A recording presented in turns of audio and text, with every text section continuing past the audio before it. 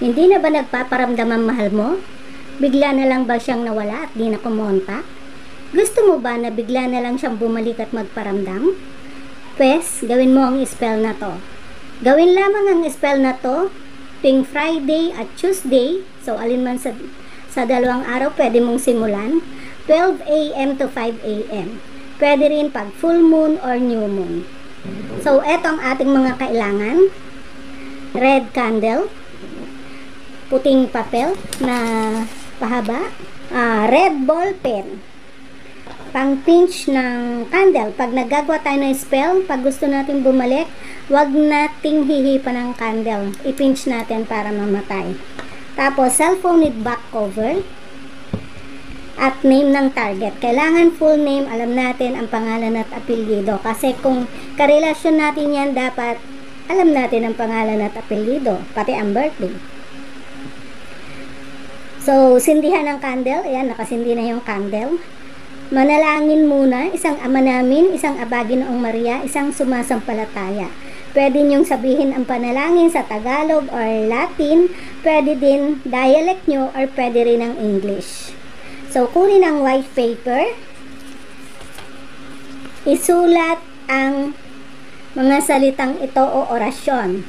Tenugliak, mahuritam, inigyawak, tapos sa gitna yung pangalan ni target o ng mahal nyo.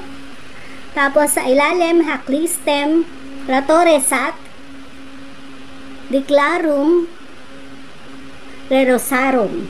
So, yan ang isusulat nyo sa ganyang order. Banggitin nyo muna ang pangalan niya, saka isunod ang orasyon, tenugliak, halimbawa, Jes Corpus, tenugliak, mahuritam, inigyawak, haklistem, ratoresat, declarium, rerosarum. So, 3 beses nyo banggitin ang pangalan niya, saka ang orasyon. Pagkatapos, isunod ang kahilingan. Halimbawa, Jes Corpus, saan ka man naroroon, inuutusan kita na tumawag sa akin. So, 3 beses nyo rin babanggitin. Tapos, hipan ng banayad ng papel. So, hipan. Tapos, tupiin ng pa-triangle at itago sa back cover ng cellphone nyo. So, tutupiin siya ng pa-triangle.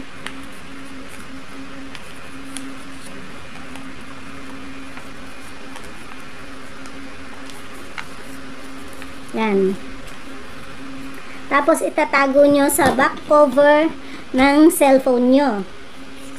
Yan. So, bayaan nyo dyan hanggang sa mag-Friday, kung Tuesday nyo sinumulan.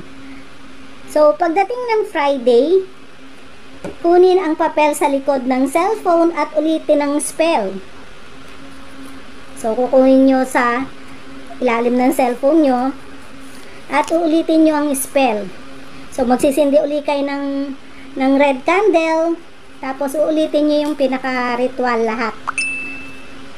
So, gagawin nyo yan every Tuesday at Friday hanggang hindi tumatalab. Pag tumalab na, kunin ang papel at sunugin. So, mga reminders lang, pag gumagawa tayo ng spell, buong puso at paniwala dapat ang paggawa ng spell. Hindi yan tatalab kung tayo mismo ay hindi naniniwala at tayo mismo ay kumukontra. Huwag mainip sa resulta ng spell. Wala dapat nakakaalam o nakakakita. So, hindi nyo dapat kinukwento na gumawa kayo ng spell. Hindi dapat nakikita ng mga kakilala nyo or kaibigan nyo or na mga kasama nyo sa bahay. So, wala dapat nakakaalam. Hanggang dyan po at sana po ay makatulong sa inyo ang spell na to. Maraming salamat!